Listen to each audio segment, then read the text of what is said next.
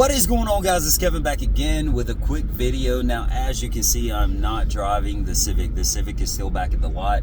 I wanted to mess around with this. It's a vehicle I said I was never going to buy, and I wound up getting one anyway. It is a Jeep. I bought this vehicle probably about 2 weeks ago. Been doing a little things here and there on it, trying to get it right. So I'm going to pull over here in a few minutes, and I'm going to show you guys how it came out. But first, we got to go on the road of what I had to do to get it fixed. So I'm going to take you through that on this part of the video right now. I've been driving it for about an hour and a half now, just making sure all the problems are done, that this thing is solid. It'll take you wherever you need to go, no kind of issues, and that's where we are right now. So enjoy what I did to it, and I'll talk to you guys here in a second. All right, so we are out here looking at this Jeep Commander 4.7 liter V8.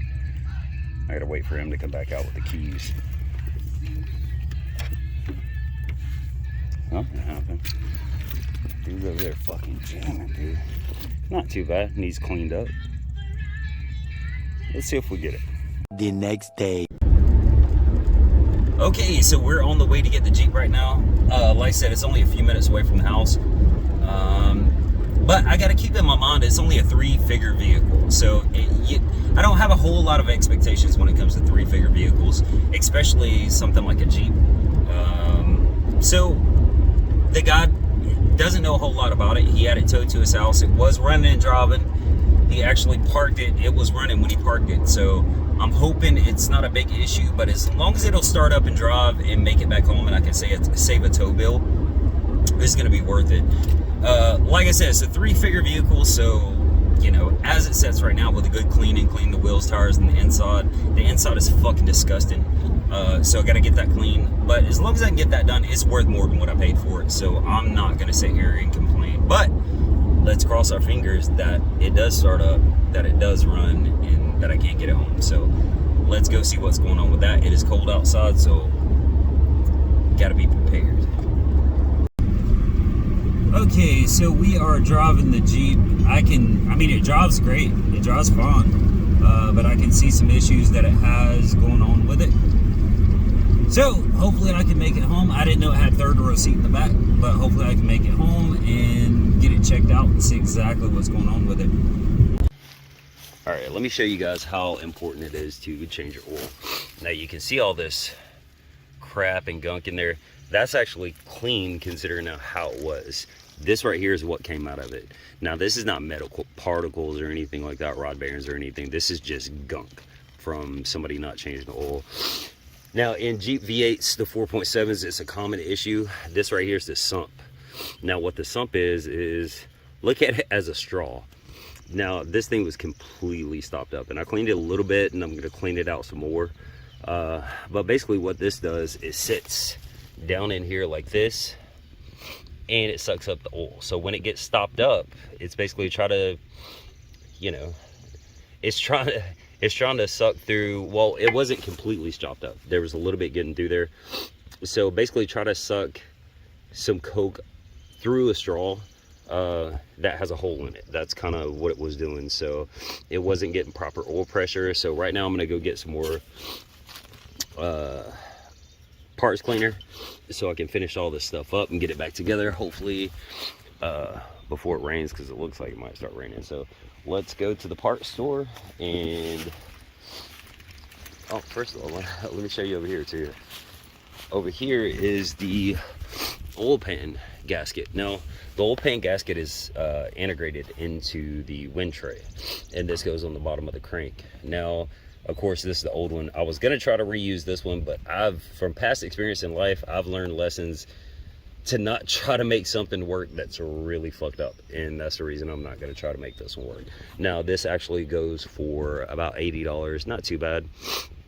But at least I know it's fixed the right way, the right time, or the right way the first time.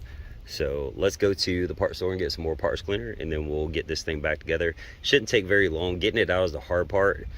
Getting it back together, I could probably do in about an hour. So let's go. Okay, and now we can see the screen is clean. The oil pan is clean. And let me show you under here, guys. Oh, now this is This is actually where your main bearings, rod bearings, rods, pistons, all that stuff. They say it's a hard job to do all this, but it's really not. So let me get everything back together and let's see how it runs. All right, moment of truth. Let's see if this thing's fixed. Now, the way we're gonna know it's fixed is the oil light was staying on, which means it had no oil pressure, low oil pressure. So that needs to go off if it's fixed. Cross your fingers. Now it might take 1 or 2 starts to start it to build the oil pressure back up, but 1, 2, 3.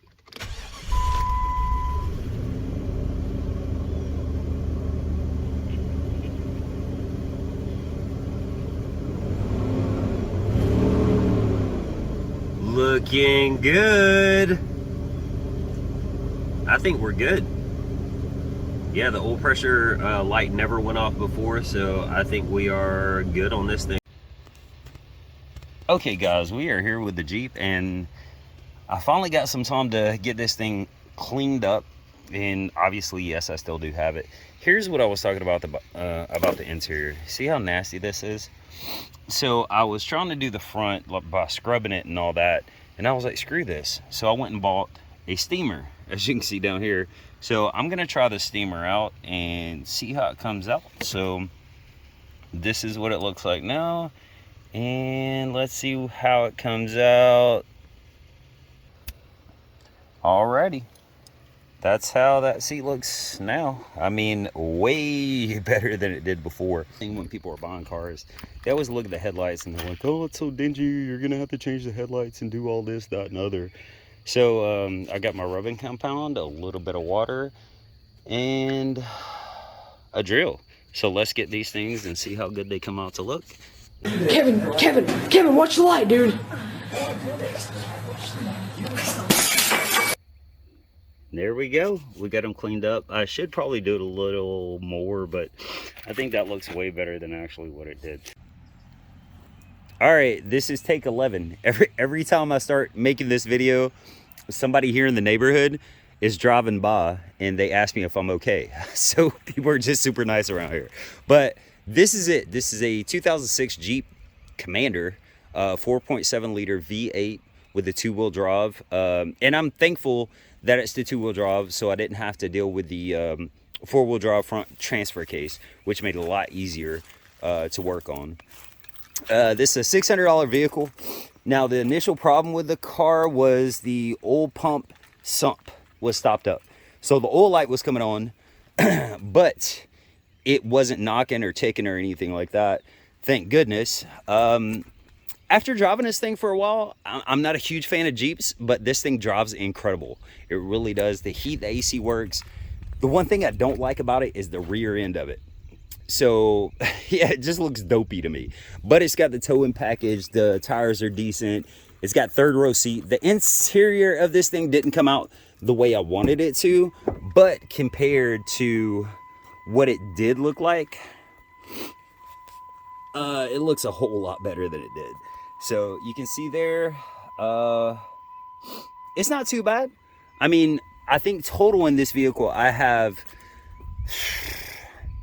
about $750 with the oil pan gasket and all that, and it comes with the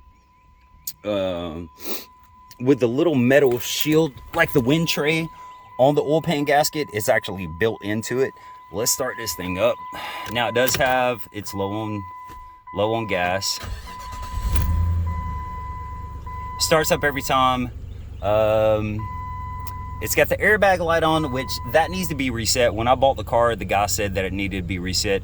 As you can see, the miles actually don't bother me too much, just because on the title from 2 years ago when they bought this vehicle, it said 120 something. And I'm very surprised that they drove it that far in like 1 year or 2 years or whatever. So I'm not really sure about it. I did a compression check. Everything's fine. There's no leaks. There's no ticks. There's no knocks. Transmission shifts perfect. As you can see, you know, no all-wheel drive, but automatic transmission. So yeah, I mean, shit. Let me say it. So for $750 and it's a perfect running and driving vehicle,